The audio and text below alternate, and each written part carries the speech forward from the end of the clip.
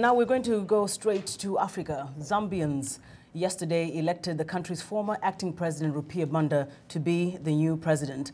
Mr. Banda, also former prime minister, was sworn in Sunday, hours after being declared the winner of a close election last week against opposition leader Michael Sata. Joining me now on the phone from Lusaka is broadcast journalist Sunday Chongo Kabange. Welcome to In Focus yet again, Sunday. It's a pleasure to be on Focus once again. Thank you, Sunday. So if you could start off by describing the mood. You know, by Saturday, Mr. Sata seemed to have been leading, and now we hear today that Mr. Banda was actually inaugurated yesterday. He is the new president. Bring us up to date. I can confirm to you that Rupiah Banda was sworn in yesterday as Zambia's president. He becomes the fourth president. What happened was that Michael Sata was leading, but in a twist of events on Saturday, after some ballot results from the rural areas were brought into the verification and center, it was actually the turn of events that Mr. Rupiah Banda had overtaken Michael Sata, and Michael Sata had lost this election. So this is what basically happened.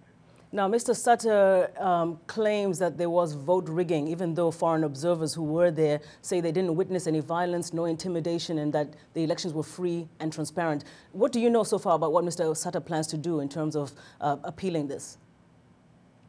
What I know is that Mr. Sata wants to take the matter to court. He wants to seek a recount after losing by a few votes to his rival, who is Mr. Rupiah Banda. So he's saying that he wants to take the matter to court and seek a recount of the ballot so that they can verify what he claims that there were extra ballot papers that were put in favor of Rupiah Banda.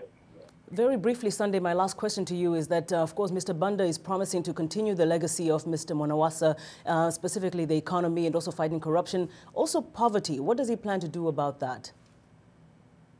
Yes, that is his agenda, most definitely, that he wants to continue from where Levy Monawasa ended. And he's promising the people of Zambia that he wants to tackle poverty.